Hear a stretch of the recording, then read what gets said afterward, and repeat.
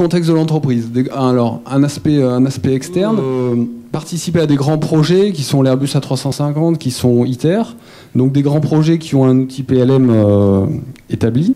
Mais pour l'instant, en tant que sous-traitant, aucune instruction de nos donneurs d'ordre. Donc la question, c'est est-ce qu'on prend de l'avance ou est-ce qu'on attend que ça nous tombe dessus, quoi.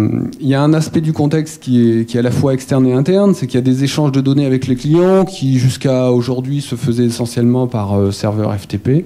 Des projets complexes avec de plus en plus d'interactions entre les acteurs et puis des déplacements professionnels. Et enfin, il y a une partie interne qui est liée à l'organisation de l'entreprise, donc 4 sites sans réseau informatique commun à ce jour, et des projets partagés entre ces sites. Donc la problématique pour nous était la suivante, une certaine difficulté à travailler sur des documents communs, que ce soit des documents CAO, des documents administratifs ou des bases de connaissances communes.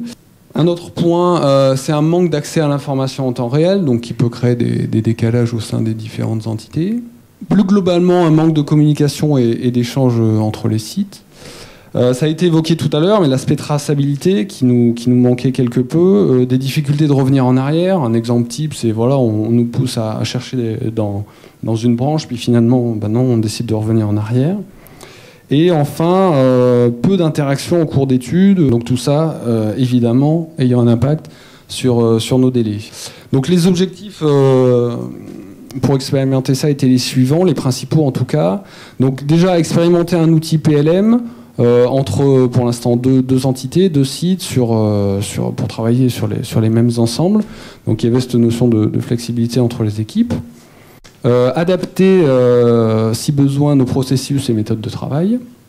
Il y avait un aspect de formation, de sensibilisation à au moins une partie du personnel, pour que le jour où ça nous soit imposé, qu'on ne tombe pas des nues. Et enfin, réduire les déplacements, les dérives. Comment s'est déroulé le projet ? Donc je ne vais pas dire que tout a démarré ici l'an dernier, mais c'est un petit peu ça. Donc il y a eu tout un aspect collecte d'informations via la journée du PLM 2008. Il y a eu ensuite un rapprochement, où ça avait été déjà peut-être commencé avant, avec l'ENE, l'espace numérique entreprise. Le choix a été fait sur la plateforme PLM Oré 3. Donc ce qui était intéressant sur cette plateforme, c'est qu'elle avait cette interface full web qui nous a évité d'investir matériellement entre les différents sites. Ensuite, donc à peu près au milieu de l'année, il y a une phase de montage de projet avec les équipes de l'ENE, des ateliers d'échange et l'aspect création de structures documentaires. Donc ça a été dit aussi tout à l'heure, c'était adapter l'outil à l'entreprise et pas l'inverse. Il y a eu le choix, après plutôt de notre côté, d'un projet interne adapté.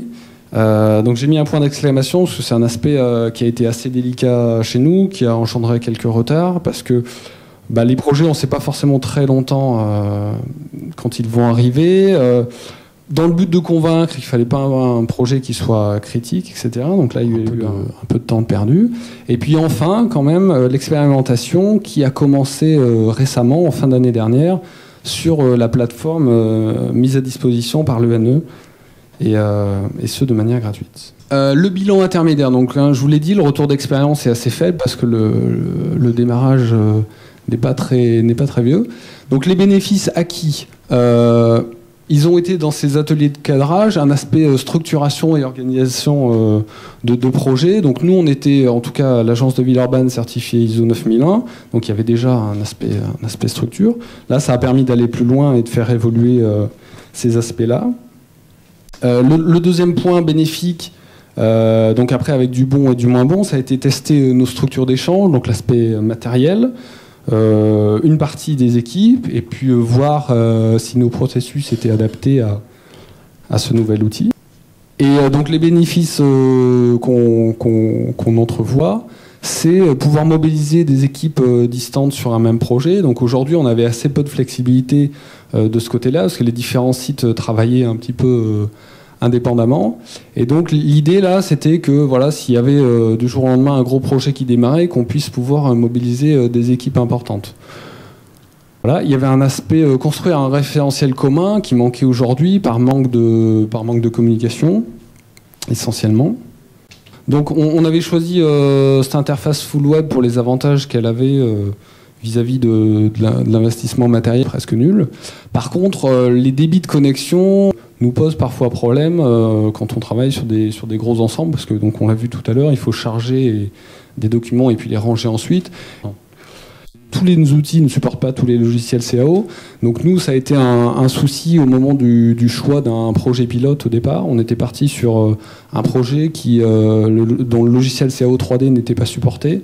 Donc du coup, les avantages d'une solution PLM et de l'intégration sont très mal ressortis, évidemment. Voilà, et puis donc c'est encore des choses qui ont été évoquées, mais donc je confirme, c'est vrai, il y a un apprentissage qui demande du temps, qui demande des investissements, et donc qui, on l'espère, sera compensé à l'avenir, mais donc ce point-là, pour nous, a été sous-estimé également. La difficulté entrevue, alors en tant que sous-traitant, nous on a choisi d'expérimenter ça, et on se pose la question aujourd'hui, est-ce qu'on ne va pas avoir plusieurs PLM à gérer, dans le sens où est-ce que c'est pas les grands comptes, les donneurs d'ordre, qui vont nous imposer leur système de PLM.